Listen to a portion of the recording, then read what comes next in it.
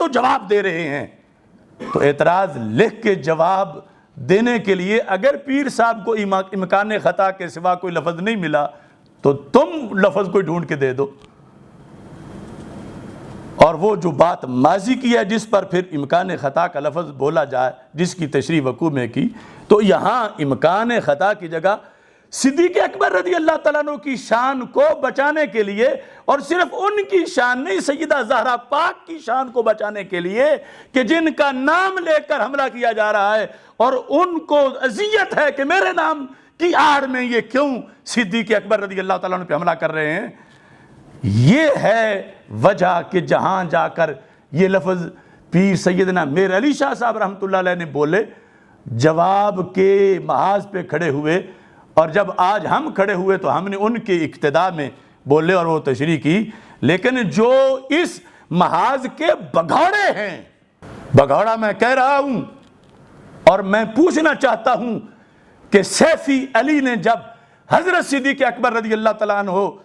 کے بارے میں ظلم ناانصافی کے لفظ بولے تو ان میں سے کتنے تھے جنہوں نے اس پر ایف آئی آریں کٹوائیں؟ وہ ریکارڈ لے آئیں، اور اگر نہیں کٹوائیں، یا کتنے ہیں جنہوں نے اس وقت فدق سیمینار کر کے 10 گھنٹے 15 گھنٹے دلائل دے کے یہ ثابت کیا کہ عدالت صدیق اکبر رضی اللہ تعالی عنہ میں ظلم نہیں ہوا، عدل ہوا ہے؟ تو یہ عجیب لوگ ہیں کہ جو چوکیدار سرحد پہ کھڑا ہو کے پہرا دے رہا ہے اور دشمن اس پہ فائر کر کے اسے ہٹا کے اصل آگے پہنچنا چاہتے ہیں صدیق اکبر رضی اللہ تعالیٰ عنہ اور دیگر مقدس ہستیوں تک، یہ بھی اسی چوکیدار پہ حملہ آور ہو گئے ہیں تاکہ دشمن کا رستہ صاف کیا جائے۔ اور یہ اتنا جلد یہ سب کی زبانوں پہ کیوں ہے کہ ہم ہی روز تو کبھی کسی وزیر، کبھی مشیر، کبھی صدر، کبھی وزیر اعظم، کبھی کسی لیڈر، جب وہ اسلام کی حدود کو پامال کرتے ہیں تو ہم بولتے ہیں، یہ سارے تو خواب غفلت میں ہوتے ہیں الا ماشاء اللہ۔ تو ہمیں سزا دی جا رہی ہے اس جرم کی کہ تم مزہ چکھو، تم ہی بولتے ہو نا، ہمارے وزیروں کی غلطیاں نکالتے ہو کہ فلاں توبہ کرے، فلاں رجوع کرے، فلاں یہ کرے، فلاں وہ کرے۔ اب یہ سارے بلوں سے ان کو نکال کر انہیں یہ موضوع دیا گیا، ادھر راہ کے پالتو ایجنٹ اور ایران کے نوالوں کے یہ وظیفہ خار حیا نہیں کہ مقام سیدہ زہرا رضی اللہ تعالی عنہا کو یہ کس غلط مقصد کے لیے استعمال کر رہے ہیں، اور حضرت صدیق اکبر رضی اللہ تعالی عنہ پہ کتنا ظلم ڈھا رہے ہیں۔ اور یہ ظلم ان پہ نہیں، یہ ظلم قرآن پہ ہے کہ جس امیر المومنین کی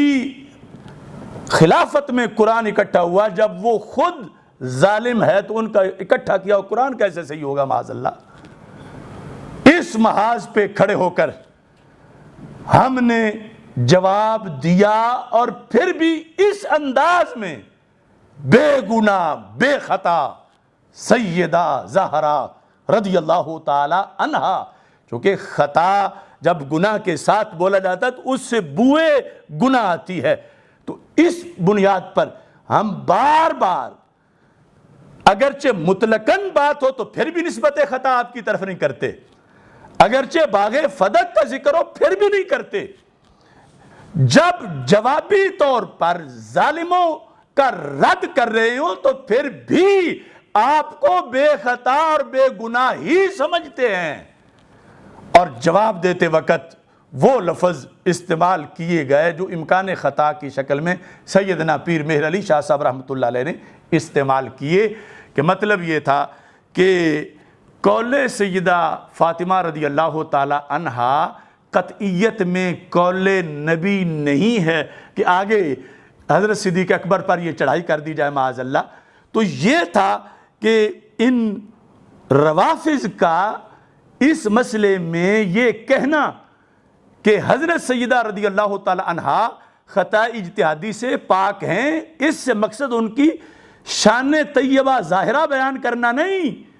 اس کی آڑ میں صدیق اکبر کو ظالم ثابت کرنا معاذ اللہ ان کا مقصود ہے۔ تو یہ سازش سمجھنی چاہیے اور اس کا جواب دینا چاہیے ان سب کو جو غیروں کے ہاتھوں میں کھیل کر ہماری طرف نسبت کر رہے ہیں کہ انہوں نے خطا کی نسبت کر دی اور توہین کر دی۔ میں 295C کا علمبردار ہوں اور میں حکومت، اداروں، تمام کو کہتا ہوں، میں آج بھی کہوں گا کہ 295C کو نہیں بدلنے دیں گے، اور اگر میرا کوئی جرم بنتا ہے جس پر 295C مجھ پہ لگنی چاہیے، اگر جرم بنتا ہے تو مجھ پہ لگا دی جائے۔ لیکن یہ کس کو 295C کہتے ہیں؟ جس کو جو جملے بول کے شان زہرا پاک بچانا اور شان صدیق اکبر رضی اللہ تعالی عنہ کو بچانا، جس کے ذریعے اسے یہ توہین رسالت کہہ رہے ہیں اور توہین اہل بیت کہہ رہے ہیں۔ یہ ہمارے اصول کی کتابیں، توضیح تلوی دیکھ لو، مستصفیٰ دیکھ لو، ہر جگہ یہ باتیں موجود ہیں کہ مطلقاً اطرت کا جو اجماع ہے اس کی کیا حیثیت ہے۔ مطلقاً یعنی صرف اہل بیت رضی اللہ تعالی عنہم کے اجماع کے لحاظ سے جو جملے ہمارے اصول کی کتابوں میں لکھے ہیں وہ پڑھے مفتیان کرام۔ پھر اجتہاد جیسے دوسرے مجتہدین کے لحاظ سے ثواب اور خطا کا ہے، ایسے ہی اہل بیت اطہار علیہم رضوان کے جو مجتہدین ہیں ان کے لحاظ سے۔ اب مجبوری اس مقام پر یہ تھی کہ حضرت صدیق اکبر رضی اللہ تعالی عنہ کو نااہل ثابت کرنے کے لیے سیدہ پاک رضی اللہ تعالی عنہا سے خطا اجتہادی کی بھی نفی کی جا رہی تھی، تو جواب دینے میں یہ لفظ بولے گئے۔ اب ان لفظوں پر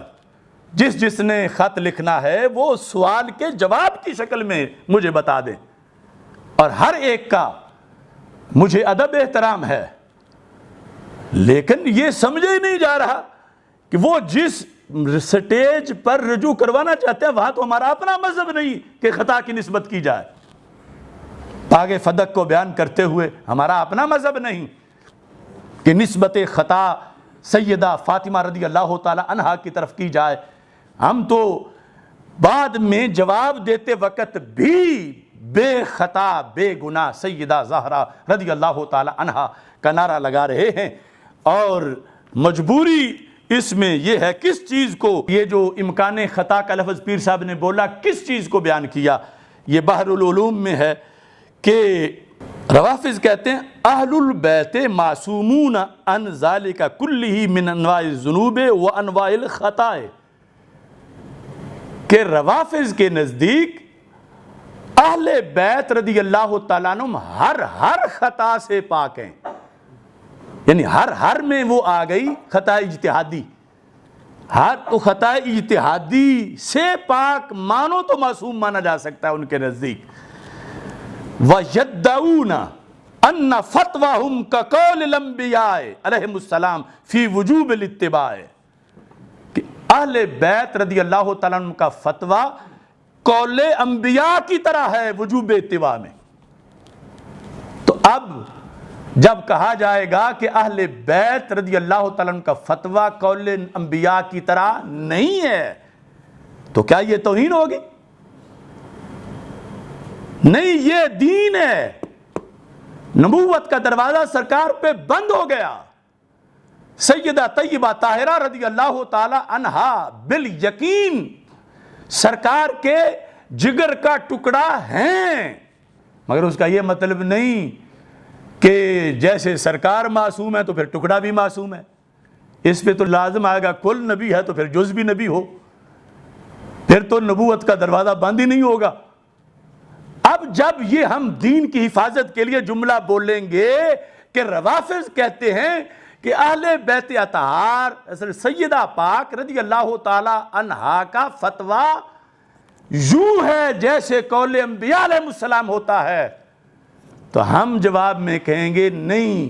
یوں نہیں ہے جیسے قول انبیاء علیہ السلام ہوتا ہے، کیونکہ زہرا پاک خود نہیں مانتی اس کو، اپنے فتوے کو قول نبی نہیں مانتی، تو ان کے ذمے تم لگا کر انہیں تکلیف نہ دو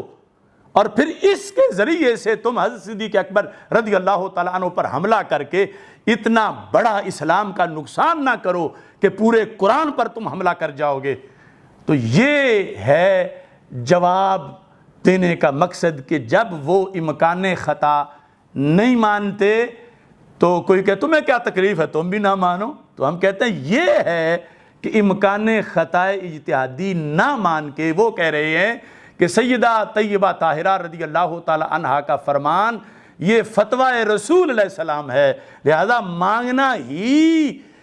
اس سے فرض ہو گیا تھا حضرت صدیق اکبر رضی اللہ تعالیٰ عنہ پر کہ وہ دیتے نہیں دیا تو پھر معاذ اللہ ظالم ہے۔ یہ صورتحال ہے۔ اب یہاں تک یہ جواب جو ہے وہ یعنی جو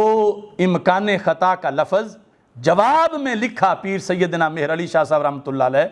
نے، اور ہم نے اس کی تشریح کی، اور کئی لوگوں کو بخار ہے کہ یہ وہ ان کی مراد نہیں ہے، ان کا مطلب نہیں ہے، وہ تو مطلقاً بتا رہے ہیں۔ تو میں سب کو دست بستہ کہوں گا جس کا جتنا ادب ہے کہ اس کو جواب بنا کے پڑھو۔ پیر صاحب نے جواب میں لکھا ہے، تم کیسے کاٹ کے اس کو علیحدہ، اور سوال میں سیدہ زہرا پاک رضی اللہ تعالی عنہا کا ذکر ہے، دلیل میں تو جواب میں اسی بات کا رد ہو رہا ہے۔ جس بات کو رد کرنا سیدنا مہر علی شاہ صاحب رحمۃ اللہ علیہ نے ضروری سمجھا، آج تم اسی بات کو رد نہ کرنا کیوں ضروری سمجھ رہے ہو؟ انہوں نے تو رد کرنا ضروری سمجھا، روافظ کی دلیل کو لکھا اور کہا یہ اس کا جواب ہے، اور یہ اس دلیل کی طرف اس کلام کا رخ ہونے ہی نہیں دے رہے، کیونکہ پیر مہر علی شاہ صاحب انہیں مخالف کہہ رہے ہیں اور یہ پتہ نہیں مخالف نہیں سمجھ رہے۔ اب یہاں تک بات پہنچ گئی۔ اس سے آگے چونکہ مقام سیدہ زہرا رضی اللہ تعالی عنہا اس کے لحاظ سے ہم ہر وقت اس مذہب پر ہیں، بے خطا بے گناہ سیدہ زہرا رضی اللہ تعالی عنہا، یہاں تک کہ جواب دیتے وقت جو تیسرا مرحلہ ہے،